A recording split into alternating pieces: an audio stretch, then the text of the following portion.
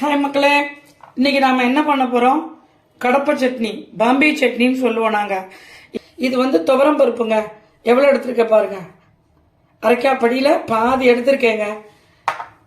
மிளகா ஒரு 10, 12, 13 வத்தல் போட்டிருக்கேங்க. ஒரு பங்கு அரைக்கிறதுக்கு வெங்காயம், இன்னொரு பங்கு வதக்குறதுக்கு எண்ணெயில போட்டு தாளிச்சு விடுறதுக்கு. இதுக்கு தேவையான சீரகம், தக்காளி, அளவுக்கேற்ற உப்பு. இதை என்ன பண்றோம்? நம்ம தண்ணி ஊத்தி ஊற வைக்கிறோம். ஊற வச்சு எடுத்தது இந்த இருக்குங்க. இப்ப இதை அரைக்க போறோம். இது எவ்வளவு நேரமா ஊற வைப்பீங்க? ஒரு குறைஞ்சது 1 ஹவராவது ஊறணுங்க. இந்த மிளகாயை மட்டும் வறுத்து சேர்த்துக்க போறோம். நீங்க பாருங்க, இந்த ஊற வச்ச துவரம் பருப்பை போட்டுக்கிறோம். நிறைய சட்னி வரும்.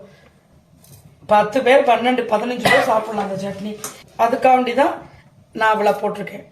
தக்காளியை போட்டாச்சு, உப்பு பாருங்க, அதையும் போட்டு இப்ப இதை மிக்சியில நைஸா அடிக்க போறோம். அரைச்சிட்டோம் நைஸா. இந்த வெங்காயத்தை போட்டு ஒரு ரெண்டு அடி அடிக்க போறோம். இந்த பாருங்க, நல்லெண்ணெய் ஊத்த போறோம். நிறையலாம் இல்லைங்க, இந்த வெங்காயம் வதங்குற அளவுக்கு ஊத்துனா போதும். இது பாருங்க கடுகு, இது பாருங்க உளுந்து, கடுகு உளுந்தம்பருப்பு வெடிச்சிருச்சுங்க. இந்த பாருங்க வெங்காயமும் கருவேப்பிலை. இந்த பாருங்க, பாதி வேக்காடு தாங்க வேகணும். அதுக்கப்புறம் அந்த குழம்பு கொதிக்கும் போதே இது வெந்துருங்க. இப்ப அதை ஊத்த போறோம். இங்க பாருங்க, இன்னும் நிறைய விளாவணும். குழம்பு நிறைய ஃபுல்லா மேல வரைக்கும் வரும். ஏற்கனவே உப்பு போட்டேங்க, இவ்வளவு தண்ணி ஊத்திருக்கோம். உப்பு பத்தல, திருப்பி போடுறேன். நல்லா உப்பு காரம் எல்லாம் இருக்கணும். அப்பதான் இந்த பாம்பே சட்னி வந்து செம்ம டேஸ்டா இருக்குங்க. எவ்வளவு விளாவி இருக்கேன் பாருங்க, எவ்வளவு வரைக்கும் வந்திருக்கு பாருங்க. இந்த பாருங்க, பாம்பே சட்னி கொதிக்க ஆரம்பிச்சிருச்சுங்க.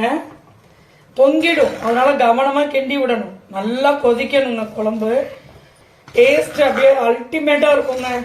நீங்க 5 ஸ்டார் ஹோட்டல்ல கூட இந்த மாதிரி டேஸ்ட் எல்லாம் நீங்க சாப்பிட முடியாது. இட்லிக்கு காம்பினேஷன், இட்லி கோதுமை தோசைக்கு அடடா ஐயோ சூப்பரா இருக்குங்க. சான்ஸே இல்லைங்க, அவ்வளவு டேஸ்டா இருக்கும்.